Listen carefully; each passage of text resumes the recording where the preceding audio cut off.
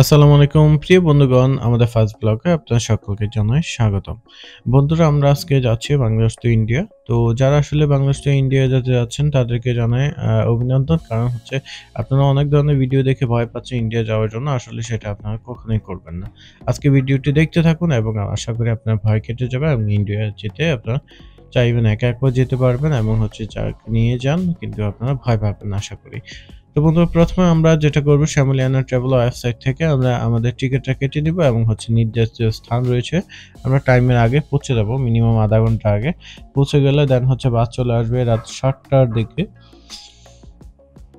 আসার পর আমরা যেটি করব চলে যাব, এরপরে তারা কি করবে আপনাদেরকে রাত্রে খাওয়ার জন্য একটা রেস্টুরেন্টে থামাবে। তো আমাদের জন্য ফুড ভিলাতে থামানো হয়েছিল রাত্রে খাওয়ানোর জন্য। তো বন্ধুরা, বলে রাখি সেটা হচ্ছে আপনারা এনার ট্রাভেলস এ গেলে কিছু সুবিধা পাবেন। আপনারা যখন যাবেন তখনই বুঝতে পারবেন। আর এইরকম YouTube এ বিভিন্ন রকম ভিডিও দেখে আপনারা আসলে মন ঘাবড়াবেন না অথবা হচ্ছে ভয় পাবেন না। কারণ হচ্ছে YouTube এর ভিডিওর সাথে আপনার পরিস্থিতি কিন্তু একই রকম থাকে না। অর্থাৎ আপনার বাস্তবিক অভিজ্ঞতার সাথে ওইখানে YouTube এর সাথে কোনো মিল পাবেন না। আপনি গেলেই বুঝতে পারবেন। আমি YouTube এ অনেক ধরনের ভিডিও দেখেছি এবং ভয় পেয়েছি। তারপর হচ্ছে হিন্দি শেখার জন্য অনেক কিছু ট্রাই করলাম। তারপর বুঝতে পারলাম আসলে YouTube দেখে যদি কেউ কোনো কাজ করে সেটা আসলে ঐরকম কোনো তাদের জন্য বেনিফিট হবে না।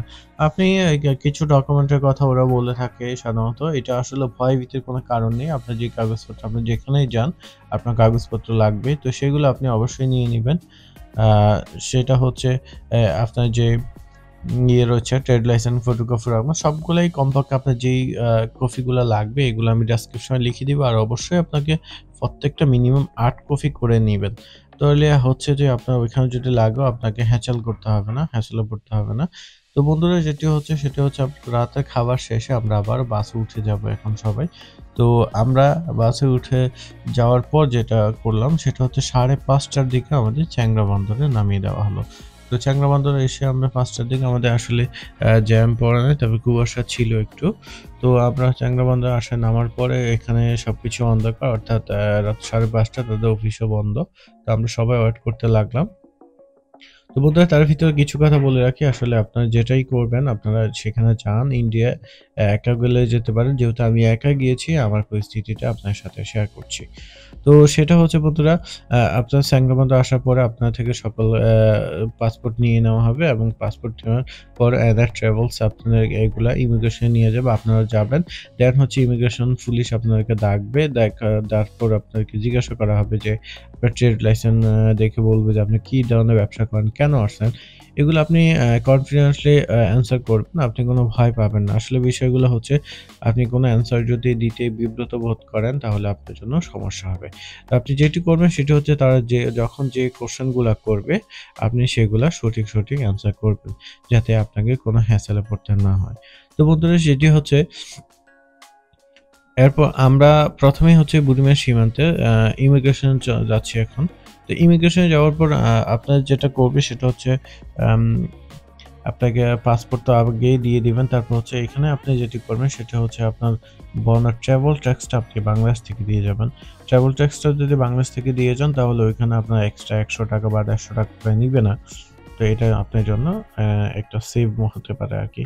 তো আপনি আসলে অ্যা একটা জিনিস বলে রাখি যে এনার ট্রাভেলস ওইখানে যাওয়ার পর আপনাদেরকে তারা যেভাবে নির্দেশনা দিবে এবং হচ্ছে আপনি অ্যা যাওয়ার পরেই বুঝতে পারেন পরিস্থিতিটা আসলে কেমন থাকে।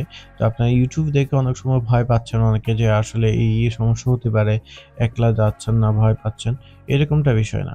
তো আমিও গিয়েছিলাম। তো আমি যখন একলা গিয়েছিলাম তো আমাকে বিভিন্ন কোয়েশ্চেন করা হয়েছিল, একা কেন আসছে? তো বললাম যে, "স্যার ঘুরতে আসছি, যে ঘুরতে আসলে একা আসা যাবে না, এরকম কোনো নীতিমালা আছে কিনা?" তো ওরা তো আর কিছু বলে নাই। দেন হচ্ছে আমি কি করলাম, আমরা ইমিগ্রেশন ক্রসিং করলাম। তারপর হচ্ছে আমরা বর্ডার ক্রস করলাম।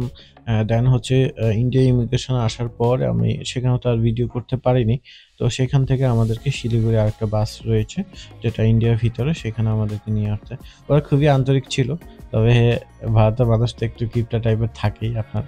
ওরা আমাদেরকে কফির কাপ করে, আর নেসলে যে কাপ রয়েছে একদম ছোট সাইজের ২ চুমুক হবে, ঐরকম একটা কাপে ওরা আমাদেরকে চা দিয়েছিল। তো তো আমরা আসলে সবকিছু শেষ করে এখন বাসে করে চলে যাচ্ছি শিলিগুড়ির দিকে। তো বন্ধুরা এখানে আমি আপনাদেরকে বলব আপনারা বাংলাদেশ থেকে যাওয়ার সময় যে কাজগুলো করবেন, প্রথমতই হচ্ছে একটা হোটেল বুক করে নিবেন। অনেক সময় দেখা যাচ্ছে যে আপনি যেখানে যাচ্ছেন সেখানে গিয়ে আপনি হোটেল বুক করার কোনো সময় নাও পেতে পারেন অথবা রাত হয়ে যেতে পারে। সেক্ষেত্রে আপনি যদি হোটেল বুক করে যান এটা আপনার জন্য প্লাস পয়েন্ট। অর্থাৎ থাকার জন্য চিন্তা করতে হলো না, খাওয়ার জন্য চিন্তা করতে হলো না। আর এখানে একটা জিনিস বলে রাখি, ইন্ডিয়ায় খাবারের দাম খুবই এক্সপেনসিভ। আপনি হোটেলে যদি থাকেন, হোটেলে খাবারের খুবই দাম। কারণ হচ্ছে আমি একটা লাচ্চা পরোটা খেয়েছিলাম। লাচ্চা পরোটা আ ৳৫০ করে ওরা রাখে, ৳৫০ আরকি ওই দেশে। তো আরেকটা জিনিস বলে রাখি, আপনি ইন্ডিয়া যাওয়ার সময় আপনি যে যেগুলো বাংলাদেশে আছে এগুলোতে আপনি সবকিছু শেষ করে যাবেন না। যাওয়ার সময় একটা ডুয়াল কারেন্সি অবশ্যই নিয়ে যাবেন। ডুয়াল কারেন্সি কার্ড যদি আপনি নিয়ে যান আপনার জন্য খুব ভালো হবে। কারণ হচ্ছে আপনি ওইখানে বাংলাদেশী টাকা যাই নিয়ে যান না, ইচ্ছামতো আপনি চাইলে ওইখানে খরচ করতে পারবেন না। ডুয়াল কারেন্সি কার্ড হলে ওদের SDMF আমার মনে পড়ছে না। ব্যাংক থেকে আপনি ওই ব্যাংকের এটিএম থেকে আপনি টাকাটা তুলতে পারবেন। তো মানে রুপি তুলতে পারবেন এবং সেটা দিয়ে আপনি মার্কেট করতে পারবেন।